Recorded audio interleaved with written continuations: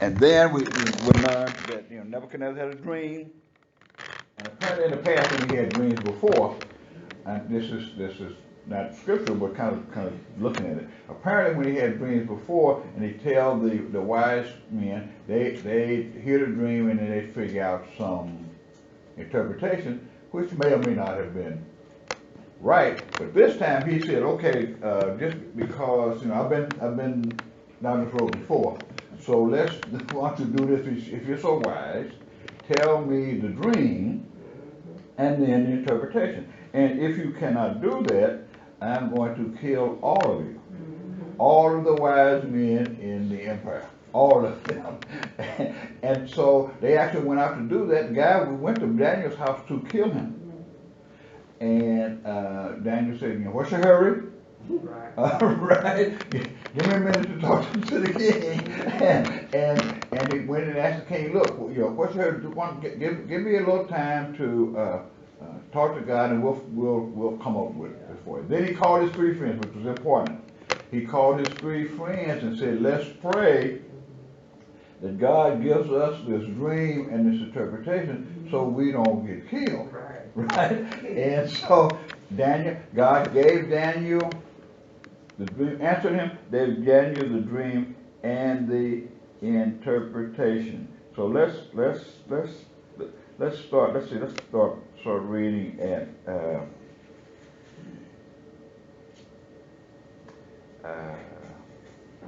how far did we get through the scripture? Chapter 2, 35. We got to 35? Okay, all right. So this is after Daniel going to Arioch and asked the king, and the king gave him the dream, and he had the dream, and he came back. So now now what we want to do now is we want to talk about what Daniel did, because Daniel praised God because God had given him the dream and the interpretation. So let's go to let's start at 24, 2:24, and chapter 2. We're still in 2. Chapter 2, start at verse 24, and Sarah read to 30. Therefore Daniel went to Antioch, whom the king had appointed to destroy the wise men of Babylon. He went and said thus to him, do not destroy the wise men of Babylon. Take me before the king, and I will tell the king the interpretation. Then Arioch quickly brought Daniel before the king and said thus to him, I have found a man of the captives of Judah, who will make known to the king the interpretation. The king answered and said to Daniel, whose name was Belshazzar, are you able to make known to me the dream which I have seen and its interpretation? Daniel answered in the presence of the king and said, the secret which the king has demanded, the wise men, the astrologers, the magicians, and the soothsayers cannot declare to the king, but there is a God in heaven who reveals secret things, and he has made known to King Nebuchadnezzar what will be in the later days. Your dream and the vision. Okay, let me just stop there. Then we'll start this reading. Okay, so Daniel knows he's got the thing, but he's giving the credit to God. He's saying no man can do this. Right. He's giving God the credit, and God and his let you dream this dream because there's something he wanted you to know. He wanted you to know what's going to be happening in the future. So Jeanette started reading where she left off. Whatever verse it is. Okay, you left off at 28. 28. But there is a God in heaven who reveals mysteries. He has shown King Nebuchadnezzar what will happen in days to come. Your dream and the visions that passed through your mind as you were lying in bed are these. As your majesty was lying there, your mind turned to things to come. And the revealer of mysteries showed what is going to happen. As for me, this mystery has been revealed to me, not because I have greater wisdom than anyone else alive, but so that your majesty may know this interpretation, that you may understand what went through your mind. Your majesty looked, And there before you stood a large statue, an enormous, dazzling statue, awesome in appearance. The head of the statue was made of pure gold, its chest and arms of silver, its belly and thighs of bronze, his legs of iron, his feet partly iron and partly of baked clay. While you were watching, a rock was cut out, but not by human hands. It struck the statue on his feet of iron and clay and smashed them. Then the iron, the clay, the bronze, the silver, and the gold were all broken to pieces because like a chaff on a threshing floor in the summer. The wind swept them away without leaving a trace, but the rock that struck the statue became a huge mountain and filled the whole earth. Okay, so that's the dream, right? It's a dream of this big statue of a man, okay, and his head's gold, his chest and the arms are silver, his belly is and thighs are bronze, his legs brown, and his feet are brown, iron, and his feet are mixed with partly brown and partly clay. Then this rock comes out of nowhere and hits the foot of the statue, and the whole thing disintegrates. Okay, that's the dream, and then then this rock filled the whole earth. So that's the dream. And remember what Daniel said that God has done this to let Nebuchadnezzar know what's going to happen, what's going to be happening in the future. Right? Okay. So that's the dream. By the way, the feet, the clay part, the feet and iron. That's kind of where we got our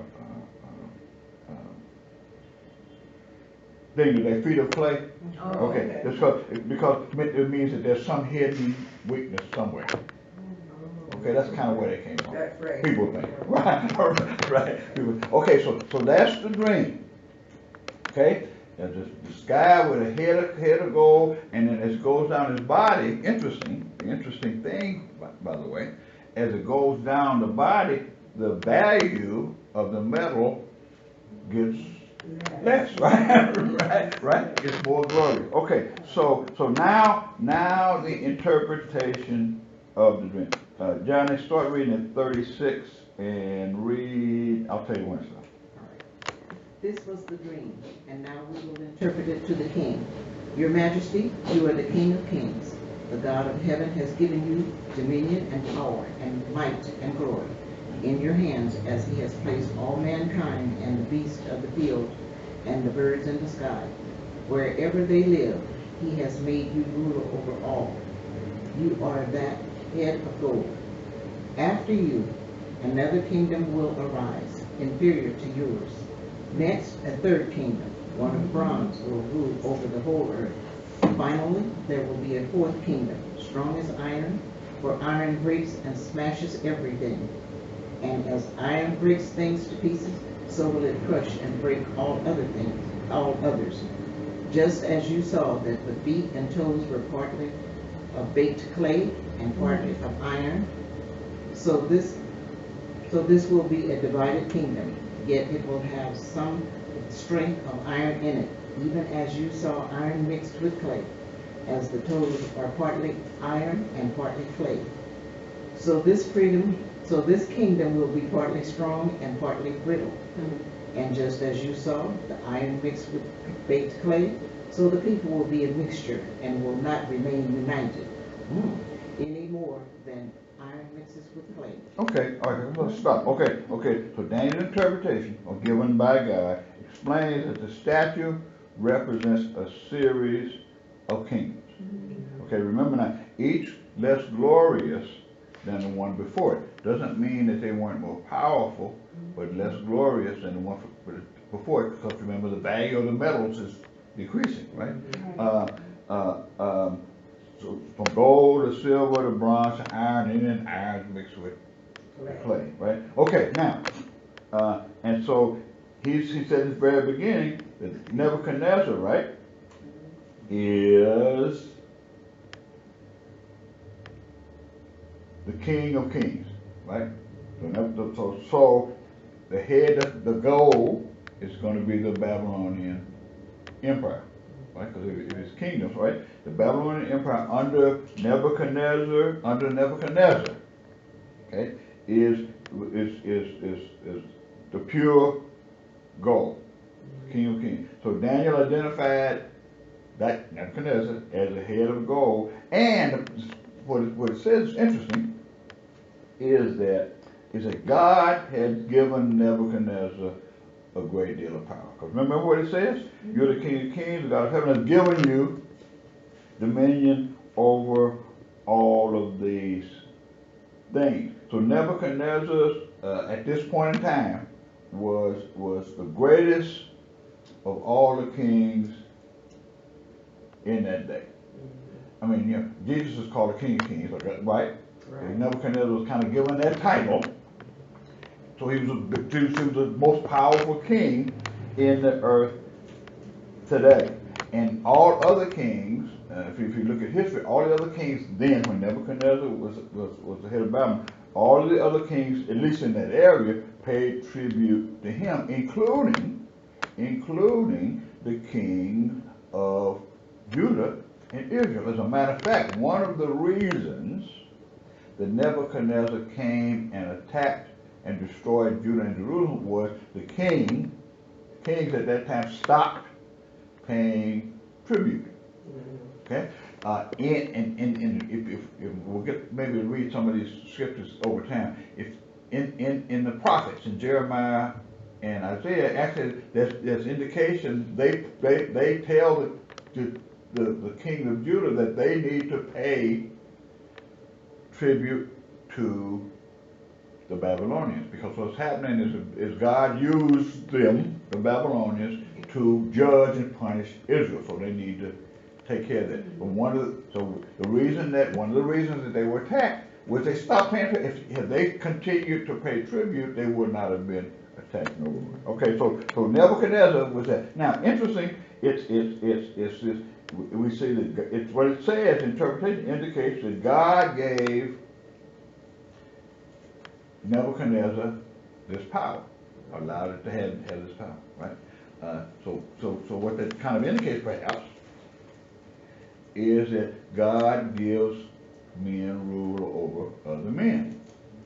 Okay, you know that scripture that talks about God can move the heart of the king like he does a river, and there's a lot of stuff in scripture indicating that God, and the scripture that say God places people in power and he brings them down. Right? So God, in this instance, God gave Nebuchadnezzar power. Now, what this doesn't necessarily mean, by the way.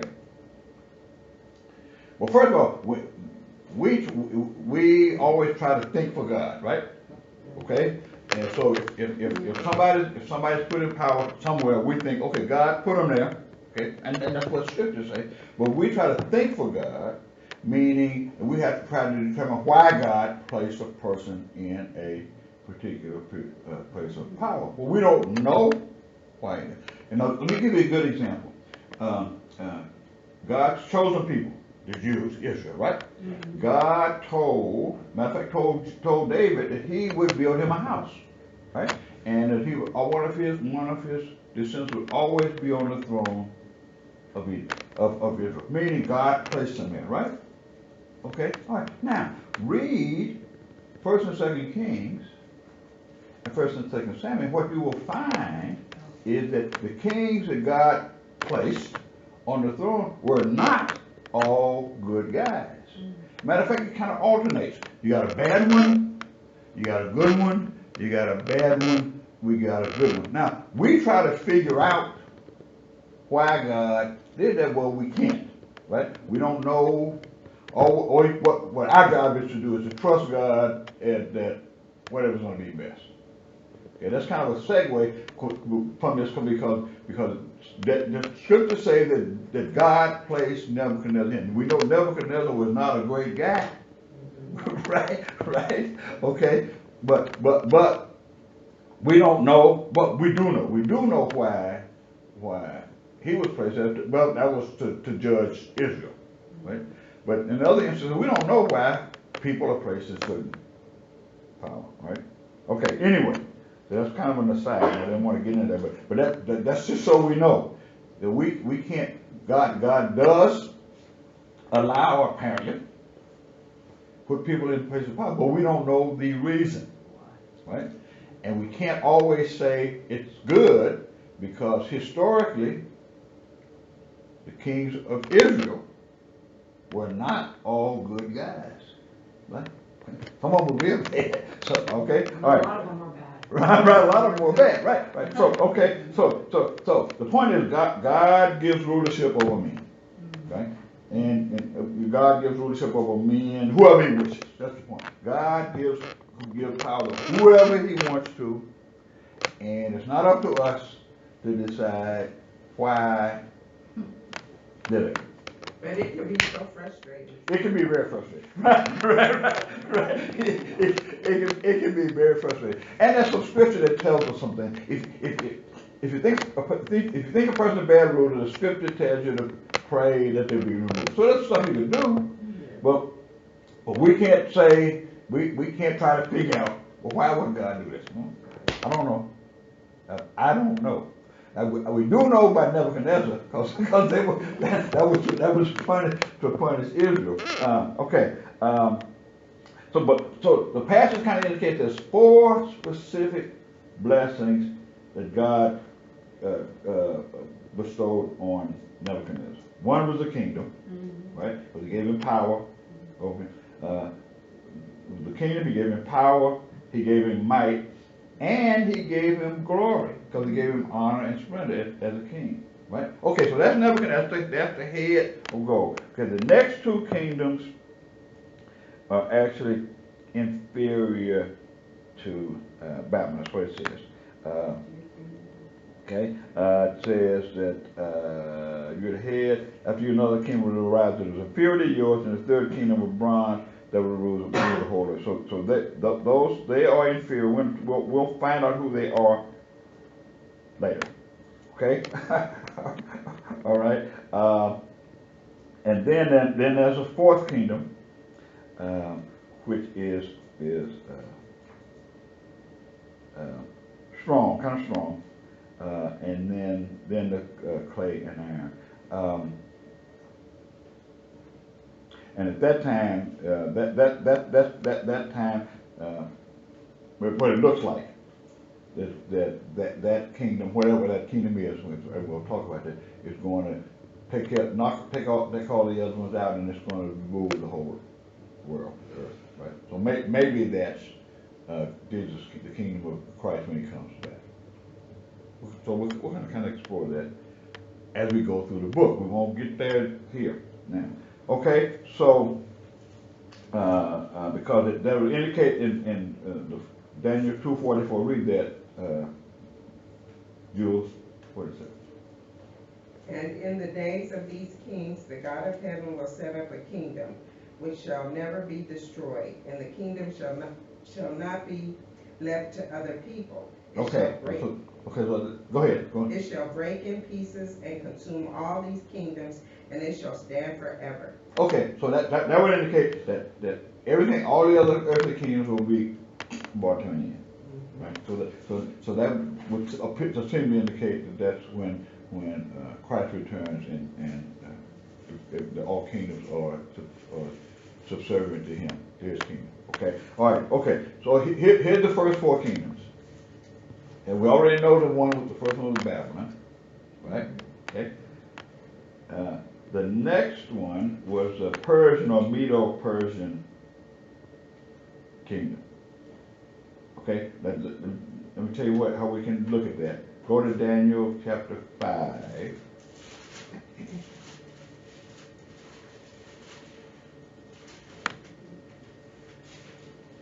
And read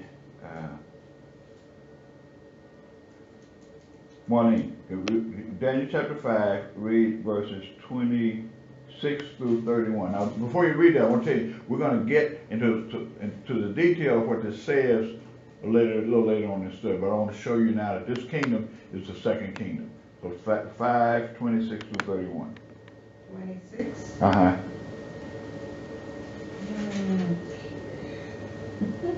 This is the interpretation of each word. Meaning, God has numbered your kingdom and finished it. Tekel, you have been weighed in the balance and found wanting. Perez, your kingdom has been divided and given to the Medes and Persians. Then Belshazzar gave the command, and they clothed Daniel with purple and put a chain of gold around his neck, and made a proclamation concerning him that he should be the third ruler in the kingdom. That very night Belshazzar, king of the Chaldeans, was slain, and Darius the Mede received the kingdom being about 62 years old. Okay, all right. Now, so Belshazzar was Nebuchadnezzar's son. Okay. Now, what we're reading is, you've heard about the writing on the wall, handwriting on the wall thing, right? That's part of it. But the point I was going to make is, after that happened, that the night that Daniel told him what this meant, the kingdom fell to the Medes and the Persians. Okay, that's the second kingdom now. That's the silver folk, right? All right. Okay. The next kingdom on the statue, the next kingdom is Greece, right? Sarah, read Daniel. Go to Daniel chapter 8, in verses 20 and 21. But again, we'll get into more detail talking about these, because this thing occurred in one of the visions Daniel had. But what I'm trying to show now is that Daniel is describing on this statue are kingdoms, and we can identify the kingdoms now. This one is the bronze. Daniel 8, 20, 21. The ram which you saw having the two horns, they are the kings of Media and Persia. And the male goat is the kingdom of Greece. The large horn that is between its eyes is the first king. Okay, so he said, he said the Medes and the Persians, which we know, were the second kingdom. And then the third is Greece. Okay? Babylon, the Medes and Persians, or Persians, okay? Greece. Okay? Now they believe, but we don't have a lot of scriptural reference here, that the Iron Empire was Rome, the Roman Empire. That we believe that's what the iron was. Because if you go back to the dream, the iron was pretty strong, right? Go back where it says the fourth kingdom. Go back to Daniel 2.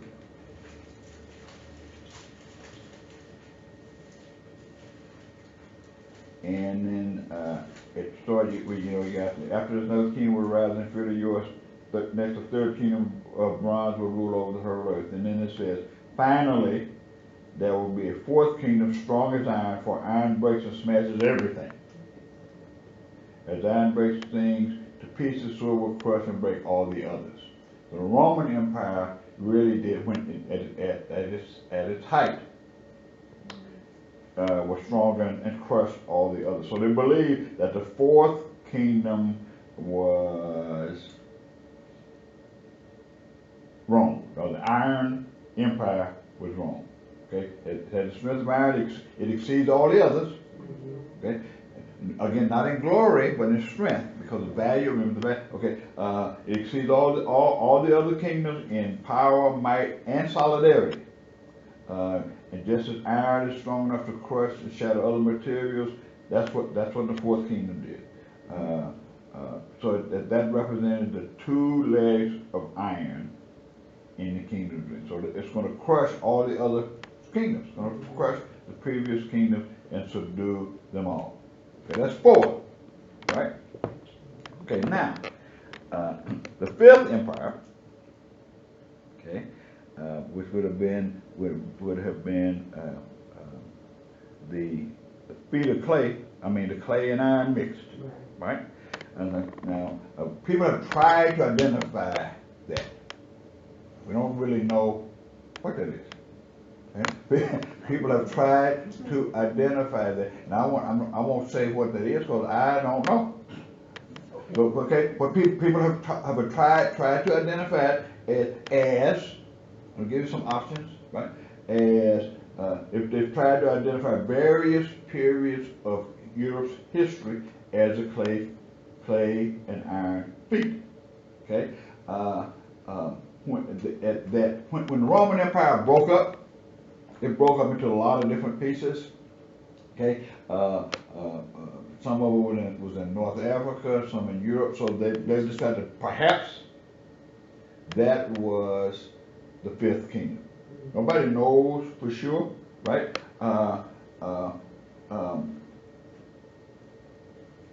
What it does say, though, in the scripture that we read in Daniel chapter 2, it's, let me see which verse it is.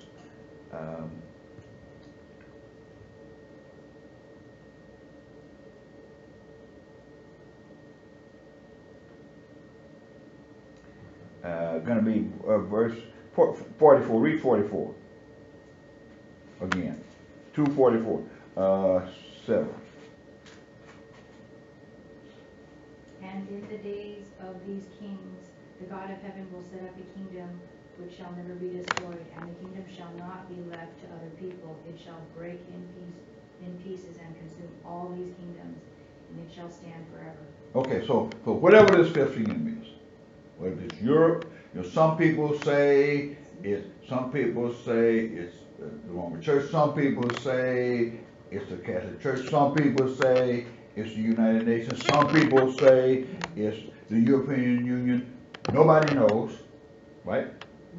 Some say it's some confederation of some nations.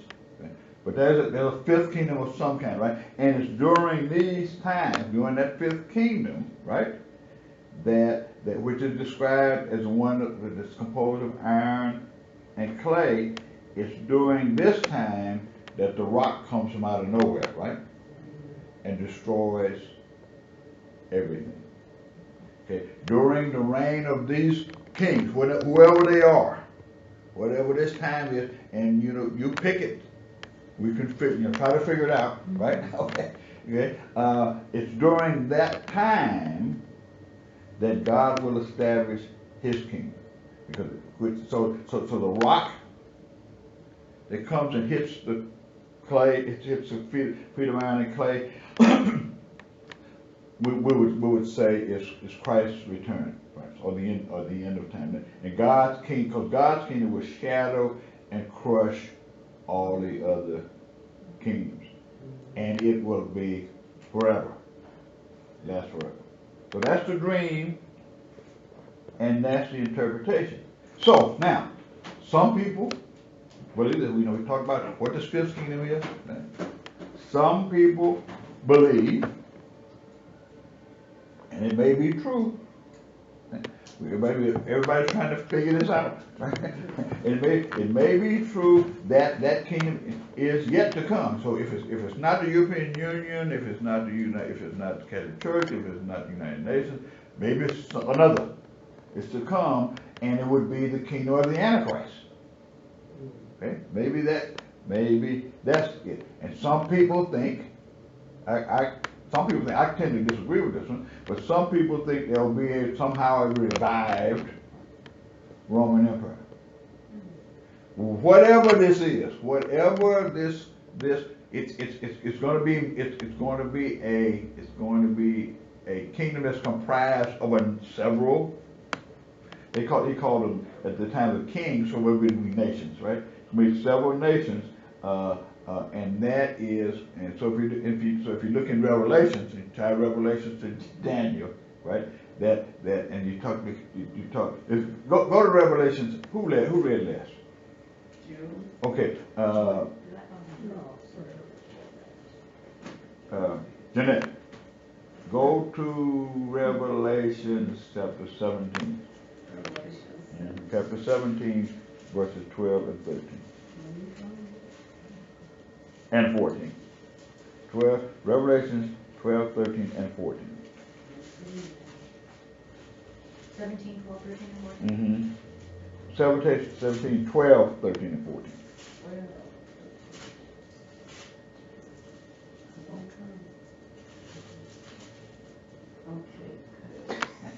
I got it. Okay. Therefore rejoice, you in heavens, and you who dwell in them. But woe to the earth and the sea, because the devil has gone down to you. He has filled you with fury, because he knows that his time is short. When the dragon saw what he had been hurled to the earth, he pursued the woman who had given birth to the male child. The woman was given 2 wings of a great eagle, so that she might fly to the place prepared. Okay, now, For her in the wilderness. okay, That's not right. 17. Oh, 17, verse 17. Okay, I'm wondering too. 17. Verse 17? No, chapter 17. Oh, I'm reading the wrong chapter. That's what I'm forgetting one. Chapter 17, Okay, 12. 12, 13 Okay, to here 14. we go. What? 10 horns you saw are Now, there we go. We get all the way there and realize I was on chapter 12. Chapter 12 and 10, 17. The 10 horns you saw are 10 kings who have not yet received a kingdom, but who for 1 hour will receive authority as kings along with the beast. They have one purpose and will give their power and authority to the beast. They will wage war against the Lamb, but the Lamb will triumph over them, because he is the Lord of lords and Kings of kings. And with him will be his call, chosen and faithful followers.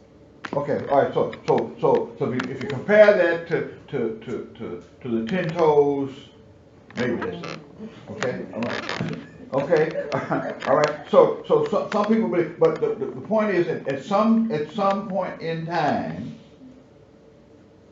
okay, Christ will come up and set up his kingdom, and it's going to destroy all the other kingdoms. So it appears that Nebuchadnezzar's dream even predicted this time.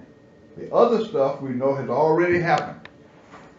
Babylon, the Medes and Persians conquered Babylon. Greece conquered them and took over much of the world. Then the Roman Empire. Right. So those have happened. So the fifth kingdom may have not been set up yet. Maybe it is, but if it has, and when it has, it's going to be destroyed. So that's the dream. Right? And that's the interpretation. And we're going to get into some specifics as we get into other chapters. Of Daniel has some visions that are going to be specific about something that we're talking about, and we can really actually be able to identify leaders and rulers and names. Okay, so he gets a dream, he's interpreted, and Nebuchadnezzar probably wipes it and says, I'm the gold guy. so what he does is after he gets the interpretation, Johnny, read it, chapter 2 of Daniel, 46 through 49. Then King Nebuchadnezzar fell prostrate before Daniel and paid him honor and ordered that an offering and incense be presented to him. The king said to Daniel, "Surely your God is the God of gods and the Lord of kings and a revealer of mysteries, for you were able to reveal this mystery." Then the king placed Daniel in a high position and lavished many gifts on him. He made him ruler over the entire province of Babylon and placed him in charge of all its wise men. Moreover, at Daniel's request, the king appointed Shadrach, Meshach, and Abednego, over the province of Babylon, while Daniel himself remained at the royal court. Okay, so Daniel went to Nebuchadnezzar, did everything that the king asked for. He asked for an interpretation, he asked for to reveal the dream, and he asked him to interpret it. So as a result of that, Nebuchadnezzar actually worshipped Daniel, it says, and ordered his people to offer sacrifices and burn incense before him. Daniel, right? And he said to Daniel, and he admitted to Daniel, your king is the greatest, your God is the greatest of gods, the Lord of over kings, a revealer of mysteries, because he gave Daniel the interpretation. Now, this doesn't necessarily mean that Nebuchadnezzar, like Daniel, saw God as the only God, God Almighty. It's just that he's indicating that he's worshiping him and he's above all gods. Remember, these guys were polytheistic. He thought about there were a bunch of gods, and so Daniel's God, because of this, is the chief God. Okay, all right. And as a result of that, because Nebuchadnezzar knew that Daniel had an end with God and was wise, he appointed him to a very high position as an advisor to him. And then Daniel didn't forget about his boys, right? And he asked the king to appoint them to be in charge of. So they actually was in charge of the entire province of Babylon. These guys were very, very important, and so Shadrach, Meshach, and Abednego were in charge of the affairs of Babylon. Actually, Daniel stayed in the king's court. He was real close to Daniel, kind of like I'm trying to think in the U.S. kind of like whoever's closest to the president, whoever in the cabinet, whoever that happens to be. The vice president? Well, maybe vice president. Yeah.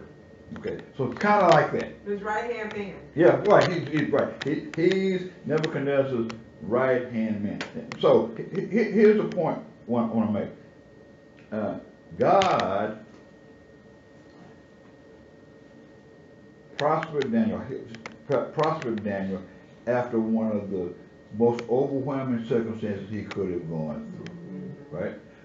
And for us, for example, even when we go through some very, very trying times, God will be with us and can direct us and prosper us even then. Just because we're going through something doesn't mean God is punishing us. It may mean that we need to go through some stuff, okay? While we're going through something, God is always with us, just like with Daniel. But Daniel, they were under the gun. He was going to kill all Daniel and all the rest of the guys if somebody didn't come up with this dream. And so God gave it to Daniel. And then after that, Daniel was prospered greatly, and because he trusted God, he was able. Another point thing is when we under pressure sometimes. We don't think clearly. The thing about Daniel thought clearly. He thought, okay, well let's find out what the problem is first before we get real crazy. So let's talk to the king about it. So if we can stay calm, and we got with the Holy Spirit, we can stay calm under pressure. It'll allow us to think and allow God to speak to us just as He did with Daniel. Because Daniel stayed calm under tough circumstances, and he prayed. He got his friends together, and they prayed. Okay, now that's chapter 2. Chapter 3 of Daniel. Everybody knows these stories, but we want to try to put them in some context for us. Chapter 3 is really mostly about Daniel's friends, Shadrach, Meshach, and Abednego. And so they ran into a very difficult situation too, that put them under a lot of stress, I would say, and anxiety, and it could have destroyed them. And it all happened because Nebuchadnezzar, decided he wanted to be worshipped. He decided to build this big statue, right, of himself. It was 90 feet tall and 9 feet wide. That's big. And it was made of solid gold. So let's start. Jeanette, you read last, right? It's John. Johnny, that's Daniel chapter 3, 1 through 6. The image of gold and the blazing furnace. King Nebuchadnezzar. Nebuchadnezzar. Thank you. Made an image of gold, 60 cubits high and 6 cubits wide, and set it up on the plain of Dura in the province of Babylon. He then summoned the satraps, prefects, governors, advisors, treasurers, judges, magistrates, and all the other provincial officers to come to the dedication of the image he had set up. So the satraps, prefects, governors, advisors, treasurers, judges, magistrates, and all of the other provincial officers assembled for the dedication of the image of the king of Dara, and set up, and they stood before it. Then the herald loudly proclaimed, nations and people of every language, this is what you are commanded to do. As soon as you hear the sound of the horn, flute, zither, lyre, harp, pipe, and all kinds of music, you must fall down and worship the image of gold that King Nebuchadnezzar has set up. Whoever does not fall down and worship will immediately be thrown into a blazing furnace. Okay, can you imagine now, these guys, Shadrach, Meshach, and Abednego, that's who we're going to be talking about here. Can you imagine being in these guys' shoes? No. Right? Okay. So the decrees issued, and so there's one way to look at it is saying, okay, there's no way I'm going to bow down. Right?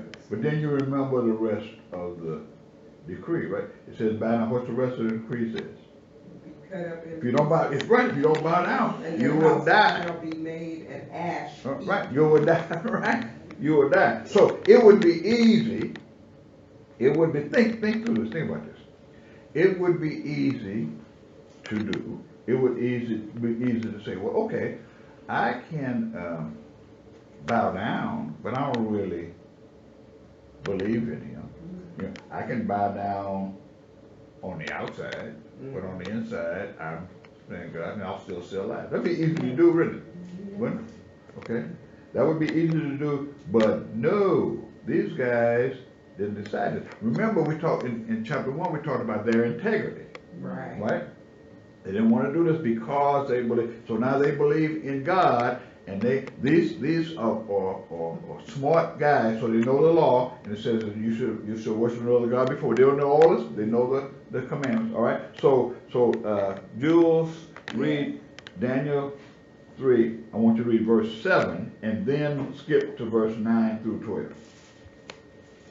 So at that time, when all the people heard the sound of the horn, flute, harp, and lyre, and symphony with all kinds of music, all the people, nations, and languages fell down and worshipped the golden image which King Nebuchadnezzar had set up. And you said skip to 9? Yeah, 9 through 12. They spoke and said to King Nebuchadnezzar, O king, live forever. You, O king, have made a decree that everyone who hears the sound of the horn, flute, harp, lyre, and psaltery, and symphony with all kinds of music shall fall down and worship the golden image. And whoever does not fall down and worship shall be cast into the midst of a burning fiery furnace. There are certain Jews whom you have set over the affairs of the province of Babylon, Shadrach, Meshach, and Abednego. These men, O king, have not paid due regard to you. They do not serve your gods of worship, the gold image which you have set up. Then Nebuchadnezzar Okay, stop. enraged. Stop. Okay, so we'll get back to that. Okay.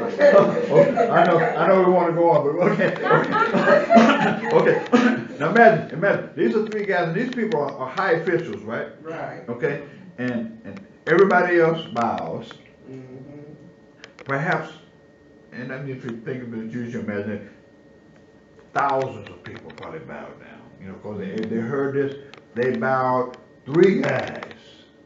So now I'm wondering whether Daniel bowed. I don't know, doesn't say. But we know these 3 guys did not bow, right? Right. Okay? Because it doesn't, it's not, the scriptures don't speak to Daniel. But it's talking about these 3 guys did not bow down. So they would have certainly stood out. Right? Okay? They refused to bow down because of their integrity. They knew that God is good, they knew He was holy, they figured God is in control, and they refused. So for us today, for example, for us today, think through this now. For us today, we can experience some stress and anxiety in situations that we're in, where our beliefs and our love for God and for Jesus can be stressful, because we can stand out, right?